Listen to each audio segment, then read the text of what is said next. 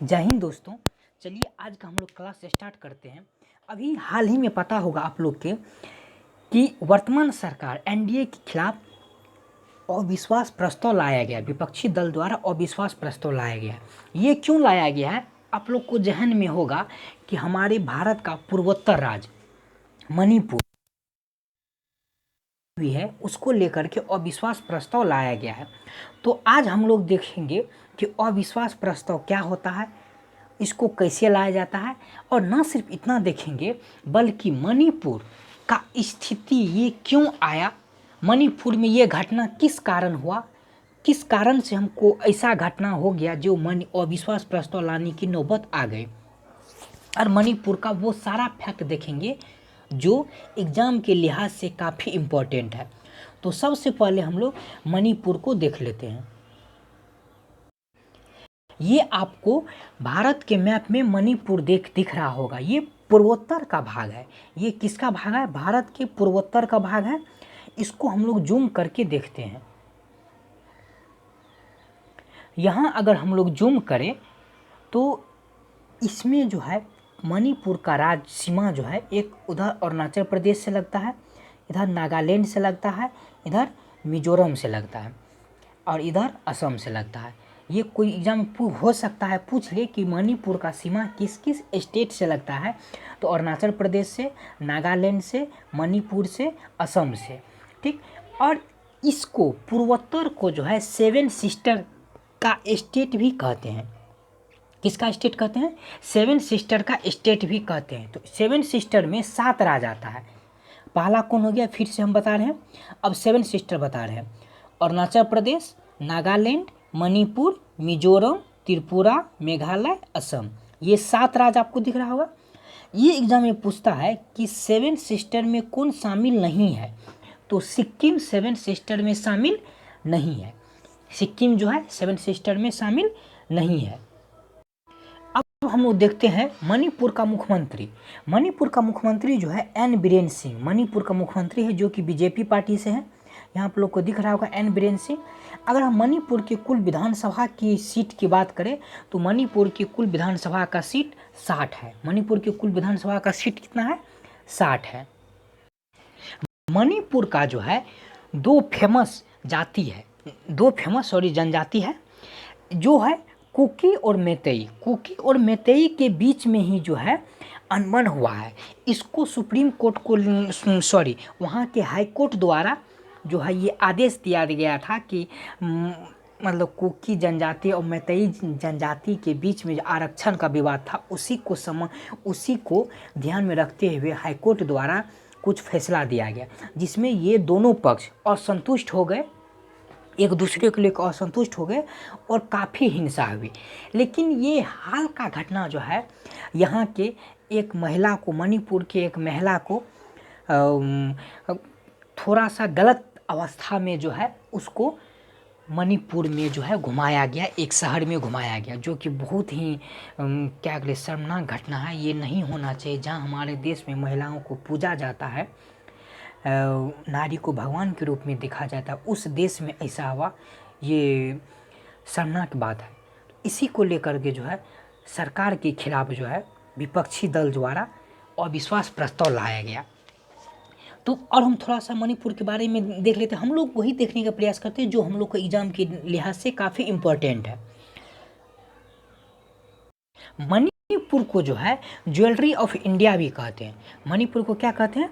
यहाँ लिखा हुआ है, मणिपुर को जो है ज्वेलरी ऑफ इंडिया भी कहते हैं। मणिपुर को ये जो है जवाहरलाल नेहरू के द्वारा कहा गया था। मणिपुर का राजधानी तो आप लोग को पता होगा, मणिपुर का राजधानी इम्फाल है। और मणिपुर को दक्षिण एशिया का प्रवेश द्वार भी कहते हैं। मणिपुर को दक्षिण एशिया का प्रवेश द्वार भी कहते हैं। इसका राजधानी इम्फाल है। यहाँ आप लोग को दिख रहा होगा, बैनर दिख रहा है। यहाँ क्या लगा? विपक्षी दल द्वारा लगाया गया सेव मणिपुर वुमेन। यहाँ आपको विपक्षी दल में यहाँ जो है ये खड़गे साहब का फोटो दिख रहा होगा, जो कि अभी मल्लिकार्जुन खड़गे नाम है इसका, जो कि अभी कांग्रेस के वर्तमान राष्ट्रीय अध्यक्ष है। ये पूछा जा सकता है कांग्रेस के वर्तमान राष्ट्रीय अध्यक्ष कौन है, तो मल्लिकार्जुन खड़गे है। अब हम लोग देखते हैं अविश्वास, थोड़ा बहुत हम लोग यहाँ समझ लेते हैं। अविश्वास प्रस्ताव जो है लोकसभा में लाया जाता है। लोकसभा में इसलिए लाया जाता है क्योंकि सरकार जो है लोकसभा के प्रति जिम्मेदार होता है, संसद के प्रति नहीं। संसद के 3 अंग हैं, लोकसभा, राज्यसभा, राष्ट्रपति। ये काफ़ी बार पूछा जाता है कि संसद के कितने अंग हैं, तो संसद के जो है 3 अंग हैं, LS लोकसभा, RS राज्यसभा और राष्ट्रपति। संसद के कितने अंग हो गए? 3 अंग हो गए, ठीक है, लोकसभा, राज्यसभा, राष्ट्रपति।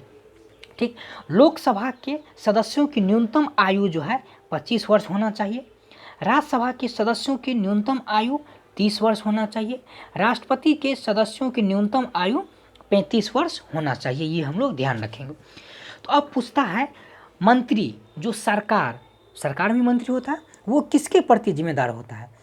तो मंत्री जो है हमेशा लोकसभा के प्रति जिम्मेदार होता है। मंत्री हमेशा किसके प्रति जिम्मेदार होगा? लोकसभा के प्रति हमेशा जिम्मेदार होगा, चाहे वो मंत्री राज्यसभा का ही सदस्य क्यों न हो, वो जो है लोकसभा के प्रति ही जिम्मेदार होगा।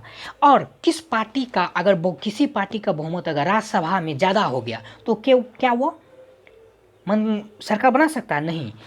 अगर किसी पार्टी का लोकसभा में बहुमत है तब वो सरकार बना सकता है। लोकसभा को जनता का सदन भी कहते हैं क्योंकि लोग चुनता है जिसको, वो सदस्य लोकसभा में ही बैठते हैं। राज्यसभा में राज्य द्वारा चुना हुआ प्रतिनिधि बैठता है, विधानसभा का सदस्य जो चुनता है उसके द्वारा चुना गया सदस्य राज्यसभा में बैठता है। तो हम लोग मुद्दा से नहीं भटकेंगे, हम लोग अविश्वास प्रस्ताव के संबंध में जान रहे थे। तो ये लोकसभा में ही लाया जाता है। ये इसलिए लाया जाता है, कहने का मतलब कि सरकार के पास अब बहुमत नहीं है। अविश्वास प्रस्ताव का मतलब हुआ सरकार के पास अब बहुमत नहीं है, इसको हटा दिया जाए। तो पूछा जाता है अविश्वास प्रस्ताव कहाँ लाया जाता है? तो अविश्वास प्रस्ताव हमेशा कहाँ लाया जाएगा? लोकसभा में लाया जाता है। अगर अविश्वास प्रस्ताव पूरे सरकार के खिलाफ भी लाया जा सकता है या किसी मंत्री के खिलाफ भी लाया जा सकता है। अगर अविश्वास प्रस्ताव पारित हो गया तो सरकार को गिरना तय है, सरकार वो नहीं रह सकती है, ठीक है। सरकार इसको सिद्ध करने के लिए विश्वास प्रस्ताव लाते हैं। सरकार इसको सिद्ध करने के लिए कौन सा प्रस्ताव लाते हैं? सरकार इसको सिद्ध करने के लिए विश्वास प्रस्ताव लाते हैं, ठीक है। और पूछा जाएगा अविश्वास प्रस्ताव हमेशा विपक्ष के द्वारा लाया जाता है, विश्वास प्रस्ताव हमेशा सत्ता पक्ष के द्वारा लाया जाता है, ठीक है। तो अविश्वास प्रस्ताव में जो है 50 अनुमोदक का जरूरत होता है कि हाँ 50 लोग बोलेगा हाँ हम जो है अविश्वास प्रस्ताव लाने के पक्ष में हैं, तो वो अविश्वास प्रस्ताव स्वीकार होगा, अध्यक्ष द्वारा स्वीकार किया जाएगा और उस पर चर्चा करने के लिए एक समय तिथि तय किया जाएगा। उस रोज से और उस दिन अविश्वास प्रस्ताव पे चर्चा होगा। अब हम लोग अविश्वास प्रस्ताव का हिस्ट्री देख लेते हैं कि अविश्वास प्रस्ताव अब तक कितनी बार आया है, किसके किसके खिलाफ आया है, क्या सभी बार पारित हो गया है? क्योंकि अविश्वास प्रस्ताव पारित होने से सरकार गिर जाती है, सरकार वो नहीं रह सकती। तो इतना बड़ा सरकार को हम गिरा रहे हैं, जो देश चला रहा है उस सरकार को हम गिरा रहे हैं, तो उसका वैल्यू तो बहुत कुछ होता है, ठीक है। तो इसी दरमियान हम लोग देखते हैं, इसका इतिहास देखते हैं। यहाँ है क्या है अविश्वास प्रस्ताव? तो यहाँ लिखा हुआ है लोकसभा में विपक्षी दलों की तरफ से सरकार के खिलाफ लाया जाने वाला प्रस्ताव। लोकसभा में ये क्या कर रहा है? लोकसभा में विपक्षी दल द्वारा, यहाँ लिखा हुआ विपक्षी दलों द्वारा सरकार के खिलाफ लाए जाने वाला प्रस्ताव को क्या कहते हैं? अविश्वास प्रस्ताव। अभी तक जो है कुल 27 अविश्वास प्रस्ताव लाए जा चुके हैं। अभी तक कितना प्रस्ताव लाया जा चुका है? अभी तक जो है 27 कुल अविश्वास प्रस्ताव लाए जा चुके हैं। 15 वर्ष से अधिक इंदिरा गांधी के खिलाफ लाया जा चुका है। ये क्वेश्चन पूछा जाता है सबसे अधिक किस सरकार के खिलाफ लाया गया है? तो सबसे अधिक इंदिरा गांधी के खिलाफ जो है अविश्वास प्रस्ताव लाया गया है। अब देखते हैं किस लोकसभा में कितनी बार अविश्वास प्रस्ताव लाया गया है। तो तीसरी लोकसभा में 6 बार अविश्वास प्रस्ताव लाया गया है, यहाँ सब कुछ लिखा हुआ है। तीसरी लोकसभा में 6 बार लाया गया, चौथी में 6 बार, पाँचवीं में 4 बार, छठी में 2 बार, सातवीं में, ये सब याद नहीं करना है, सिर्फ देख लेना है कि टोटल 27 बार लाया गया है। और अब हम देखते हैं किस सरकार के खिलाफ कौन सा सरकार गिर गया था। सबसे पहला ये क्वेश्चन पूछ लिया जाता है, सबसे पहला अविश्वास प्रस्ताव जो है, सबसे पहला अविश्वास प्रस्ताव अगस्त 1963 में लाया गया था। किसके द्वारा लाया गया था? जेबी कृपलानी के द्वारा लाया गया था, नेहरू जी के खिलाफ लाया गया था। ये काफ़ी इंपॉर्टेंट, ये पूछा जाता है। पहला अविश्वास प्रस्ताव जेबी कृपलानी के द्वारा लाया गया था। ये हैं जेबी कृपलानी हैं, और ये पंडित जवाहरलाल नेहरू के खिलाफ लाया गया था अविश्वास प्रस्ताव। इसके बाद है इंदिरा गांधी के खिलाफ सबसे अधिक बार लाया गया प्रस्ताव। ये हम ऊपर में बताए हैं, इंदिरा गांधी के खिलाफ सबसे अधिक बार लाया गया है। और इसमें जो है किनकी सरकार गिरी थी? 1978 में जो है मोरारजी देसाई की सरकार गिरी थी। 1978 में किसकी सरकार गिरी थी? 1978 में मोरारजी देसाई की सरकार गिर गई थी। तो उम्मीद करते हैं कि आप लोग को ये